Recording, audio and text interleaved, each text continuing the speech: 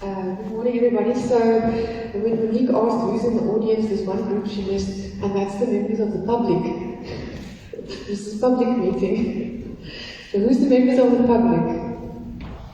There you go, we have some members, and I'm also a member of the public.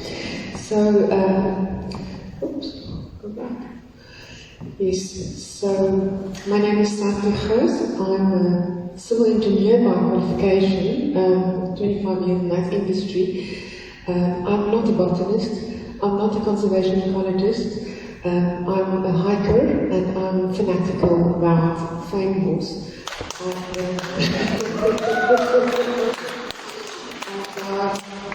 Friday set up a website for the Friends of the Bride, which I want to put as develop as an NGO. And I'm going to be talking to you about some citizen stewardship initiatives which I conducted last year towards protection and restoration of the famous in Gouws and Jonkershoek Valley.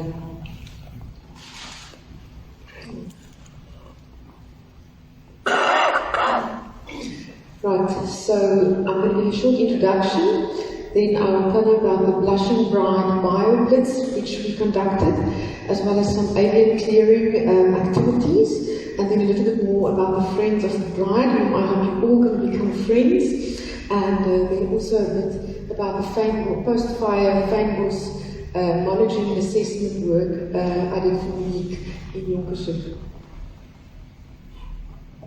So, just to give you an idea of what we're talking about, there's Stellenbosch on the left, Van Schoek on the right, and Jonkershoek Nature Reserve basically in the center. And if we zoom in a little bit, you'll see Jonkershoek Valley, as we all know, and love stretching to the left, and Gouws Kloof separated from it by the Berg River neck. And it's basically the upper reaches of the Berg River and the catchment of the Berg River, and you can see also the right at the top of the picture, the Berg River Dam, so that's more or less where we're at. Right, so as an introduction, I moved back to Stellenbosch and the Western Cape in about 2012 with a long stint in Joburg and Gauteng.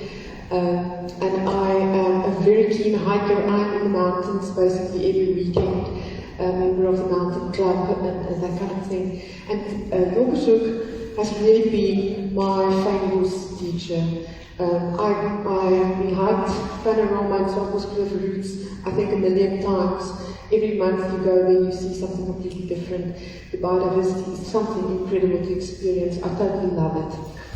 And then through this hiking, the first time I hiked in Gouws Kloof was in 2013, and wow, lo and behold, there in the veld, in the middle of the mountain, here we had blushing brides in full flower. We were walking through the blushing bride plants.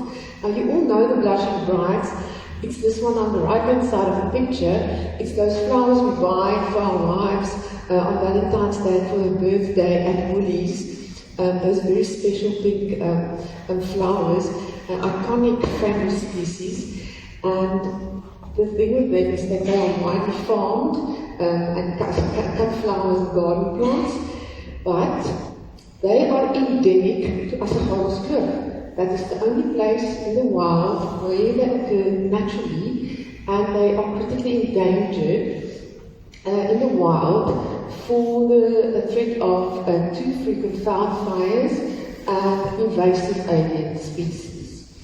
And so through my hiking and falling in love with famous, I've started in about a year ago, 2020, sort of August of 2020, to go and upload all my flower photographs onto this platform called iNaturalist. Now, iNaturalist is absolutely fantastic and powerful.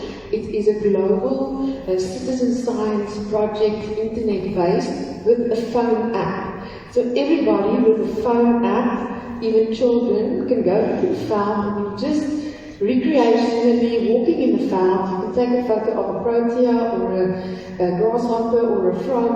You load it onto iNaturalist with the photo, location and date, and you are basically providing on-the-ground field data to scientists, conservationists, researchers, to help assist them in monitoring the veld and to know what is flowering when, where. So this is an extremely powerful tool which I would recommend you all go on to. So through iNaturalist and hiking, slowly also started realizing, you know what, even though I'm going into the mountains to escape the world's problems, there's also, unfortunately, the threat of invasive alien species, invasive alien vegetation in fynbos, and in particularly in Gouws. So around about January of 2020, just before the whole COVID bomb burst, I was hiking with a couple of people in Gouws and came across this, which was a pine tree. It was about that tall. Closer inspection, that you can see on the right-hand side of the picture, revealed that this pine tree had indeed been chopped down in the past, but it is re-sprouting, it's recoppicing. And even closer in the inspection and putting it onto iNaturalist where it has been identified, it came up that this is a Canary Island pine, and they are the only pine species in South Africa that's actually re-sprouting, and they are growing. There used to be a plantation in Gouws that was taken down for the construction of the dam, but the Canary Island pines are re-sprouting in those areas. Also where the blushing brides are, where the famous is trying to recover, as well as in the back of the valley, where there never used to be pine plantations. There are Canary Island pines there also re-sprouting. So I then, being of very strong pioneering spirit, contacted Dr. Tony Rebello on iNaturalist. He is Santie's protea specialist and also the leader of iNaturalist in South Africa, and I asked him, you know, what do we do? What do we do about this? And he said to me, because I first wanted to arrange a series of talks and what on word fairs to make people aware, and he said to me, you know what, Santie, it's one thing showing people a picture on the screen, but it's something completely different. You take the people into the veld, you show them the blushing brides. You know, we go in there in spring of 2021, we show them that's when the brides are flowering, and you show them right next to it, there's a Canary Island pine re-sprouting, and you get the people in, and we do a bio-blitz, and we come in later and we do a hack, and that's how you get people to actually start also taking care and caring about the problem there. So, the Blushing Bride bio-blitz and hack events, the idea for it was born, and I got the beautiful support and blessing from Monique from Cape Nature to go and do this. And Tony set up the project in iNaturalist. Unfortunately, there's no internet link here, so I can't take you into iNaturalist to show you. But please go and have a look. Go Google Saving the Bride iNaturalist. It's a project in iNaturalist where anybody that takes an observation in Gouws and has done so historically, all of that data is captured in one place. You can go and look at all the photos of the flowers. It's free, it's open, it's completely open, it's really something to see. But then, this all happened, planning idea, about November 2020, so just over a year ago. And the events which took place in spring of last year, and then we had February 2021 when the fire started at the back in Theewaters, and that we spoke about earlier, racing through that valley, 8 days of smoke across the entire Western Cape, burning down the entire Gouws. It's like a wind tunnel. The wind just took it right into Gouws, over the hill, down into Gouws, everything gone and black. I was devastated. It was before I really understood the whole interaction between fire and fynbos. And I said to Tony, no, I'm going to run away.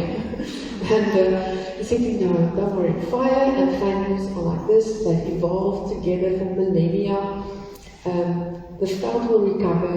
You're going to see beautiful orchids. You're going to see lilies. The blushing brides are going to be regenerated. There's going to be more. Let's carry on and do it. So the blushing bride violets turned into a baby bride violets. So in October we had 30 participants, and the picture on the right hand side is the baby blushing bride. You can see over there. That's coming up right in the back in Gouws.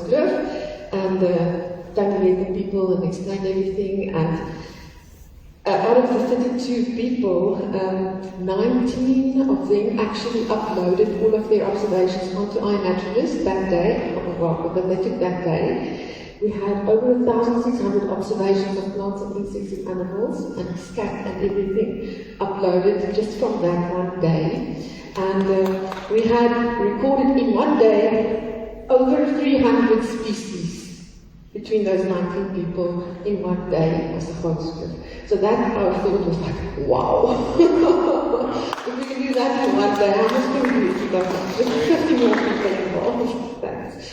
So, yeah, so all of that, you can see some of the flowers here. There's the beautiful valley, Lucas Lineare, the Magnolia, the windflower. Some of the participants, even Cape Nature staff, volunteered on the day to come and assist. So it was really successful. But we also saw this problem. This is one whole big slope in Gouws, where blushing brides are, in the middle of that slope, with stinkweed. These bright green, yellow-green plants that you see all over this big picture, it's all stinkweed. I learned this morning what all the categories stand for. Category 1B, we need to get rid of it as quickly as possible. Then in the back, Santie, Canary Island pine, even after the fire, they're still alive. They're still there. So then definitely gave us more motivation to go in and do the alien clearing work. And that was 2 events, even one only, but everyone was so excited after the first one, they had to arrange another one. And so in total, over the 2 days, we had 34 participants. Now, to just underline the difficulty that it is to actually do this work, it's a 7-kilometer walk in there, and you have to carry your chainsaws, your knives, everything, the poison, everything. It's hard work. It's not, I can understand that it's a very expensive exercise to actually keep this under control. So on those 2 days, my estimate of what we managed to do is to deal with 120 of the Canary Island pines, and I'll show you a bit more now. And the one gentleman on one of the days counted that he pulled out himself. I wouldn't count that, but he pulled out himself physically 1,310 baby bottle plants one morning. So my estimate for the entire group for the two days was 16,000 plants that we actually pulled out by hand. So you can see it's hard work. Even some ladies with chainsaws. Lisbeth, who's here in the audience, thank you Lisbeth, supporting me, by herself pulled out 520 sweet plants. You can see the work on the Canary Island plant is difficult because these trees have been taken down before, so the stumps are low on the ground. Like this one on the right hand side, it's a big spread out stump on the Canary Island, the young sprouts are coming up. So you first have to take them down with a handsaw, then you have to get a chainsaw in there, in the thickest, strongest part of the tree, and work it with the chainsaw to open up the live part of the tree and then apply poison to that. So you have to work in a team, make sure the person with the poison is here, the chainsaw battery must last, all this kind of things. It's, I understand why it's an expensive exercise. Hands full of blisters, but smiley faces, everyone loved doing it. So if there's anyone that's interested, I'll give you contact details later. And the felt is beautiful. Diazaphylic corners, We saw coming up after the fire, the Wagendorfia, fields and fields and fields of yellow flowers, lovely comb irises, some waterfalls where we cooled down. So, to summarize, this is the two main problems I see as a novice, but I think those confirmed by what we saw on the day. And these images I took from iNaturalist, so the green dots you see are dots of observations of individual plants that individual people have taken. So it's actual observations that we recorded. You can see on the one patch, and then so I went into iNaturalist, I typed stink bean, I zoomed the map to Asaghavaskloof. That's the patch where the stink bean occurs. So that's the power of iNaturalist. And the red circle indicates that blushing brights are also on that spot. So it's about a 65 hectare slope, and it needs immediate work. We managed to pull out a couple of thousand, but there are millions more. There's lots of plants. The Canary Island pine is spread over a bigger area where the plantation used to be, so I see that as a more medium-term kind of work for the famous, but also for the water. So my question in my head was, how do someone like myself and the public help to turn this situation into this situation? And then, so, with nudging from a couple of people we included, on Friday I built a little website. It's called Friends of the Bride. So if anyone is interested to become involved, you can contact me from there, www.friendsofthebride.org. And what's the goal and the what and how of the Friends of the Bride? My idea is we want to protect and restore the natural home of the blushing bride. And how are we going to do this? By bringing the people back into the mountain. We will be doing hacks and invasive animal clearing work, guided bioblitzes and botanical iNaturalist training, as well as guided botanical walks.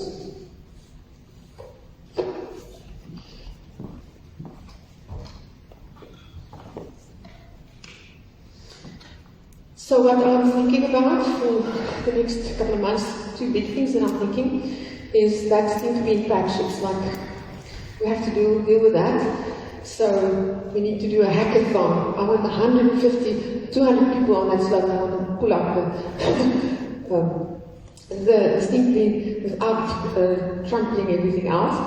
And then there's also the City Nature Challenge where Tony nudged me that we need to put Stellenbosch and Franschhoek municipality also onto this challenge. It's an annual challenge on iNaturalist. Cape Town has been winning this over the last couple of years.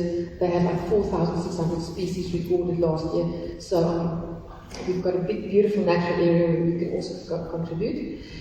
But all of this has been done completely voluntarily in my spare time, on weekends when I hike on the mountains and come back home, load all the observations onto iNaturalist, playing on Facebook, marketing the events. But to do more and to be more sustainable, we will need sponsorships and donations and support and involvement. So, yes, please, if there's anybody interested, go and have a look at Friends of the Bride and you can contact me there. Next up, another opportunity that came along with my fanatic famous love and my involvement with Monique and her support of this is that we've been doing quite a lot of post-fire assessment, and it's been a real privilege to be able to go into the reserve under conditions where it's generally closed for the public still, and to go really record and look at the famous that is coming up. So this was mostly in Jonkershoek itself. In total we've done now 8 post-fire assessments. Various famous specialists came along on the various ones, just that I know through iNaturalist, for example, of course Tony and then Jeremy Gilmore and Martinez also, who's the orchid specialist. Basically on Panorama and Swartboskloof trails, also very spectacular at the moment is Dwarsberg Plateau, and on the way up to Victoria Peak. and also some on toilet picker. And I wanted to now show you the link where you can see the observations, but the internet's not working. But you can just go to iNaturalist and look for me. My code name is Drijfveer. And just to tell you something about these pictures, so this is over the last 2 weekends. You can see the Watsonia and Aristia there on the upper slopes, Panorama Trail. It is just something else. It's incredible to see that walking in one's back. Daza Rasimosa, lots of them. Unbelievable to see. Very, very special find. The next photograph is of the Daza Deglier, which is extremely rare. It only flies, has very specific spots. After fire, it was only discovered in 1915 or something. It's only witnessed 6 times in history. This was the 6th time I was able to see that. This was a real big blessing. And some more Lobelia, gladiolus, and another. So yeah, Monique is nudging me to put a coffee table book out with all of this because we've got a fantastic record. Post-fire Fangos recovery, basically stretching from July until this past weekend. So we'll need sponsorships for that as well, please. So you can contact me. Yeah, and I want to end with this slide, which is one that Jeremy Gilwood took. He's still in school. Very active on iNaturalist. He taught himself over a period of 2 years. He knows all the plants, he IDs, and he helps with identifications. And it's I don't know if you can see it in the light, but it's a burnt pine tree stump that didn't survive, not resprouting. But there's a baby Protea labrifolium going up in the center of it. And that to me is a sign of hope. And that's what I want to leave you with. Thank you very much.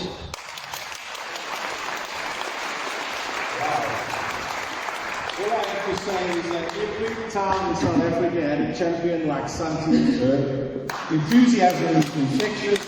I think it's fantastic that they're doing it. My only thought is you shouldn't have a problem with volunteers. You've got 23,000 students in Stellenbosch. What's wrong with them? I mean, I see them jogging every morning. They should go up the mountain. But it's absolutely fantastic to see this type of thing happening. En fantasties, raar, dis uitstekend. En dit wys mens net, nee, as daai goggo jou eers gebyt het en jy besef jy kan 'n verskil maak. Maak nie saak waar jy is en wat se industrie is nie. Dan kan 'n mens 'n verskil maak. Het ons enige vrae vir Santie? Gentlemen, right over there, let's start here. From stuff, I just want to know what poison did you put on the trees, the primates? It was poison that the next team provided us, so we'll have to get the details from her. Okay, just a quick one. Thank you very much. Mike? Andy, I just am curious to learn why such an elegant person who stands 8 feet tall needs high heel shoes. Okay, moving on to the next question. In front, lady in front.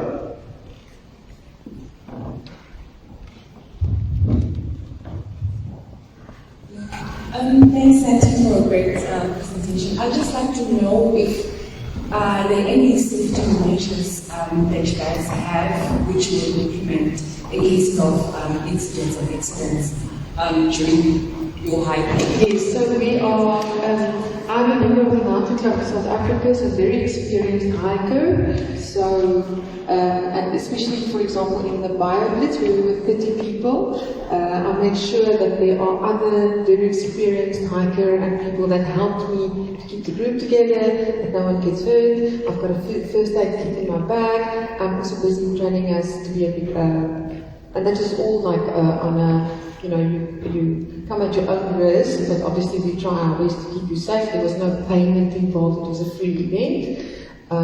So, yeah. Fantastic. Santie, baie dankie. Any more questions? Let's give Santie a round of applause. Well done.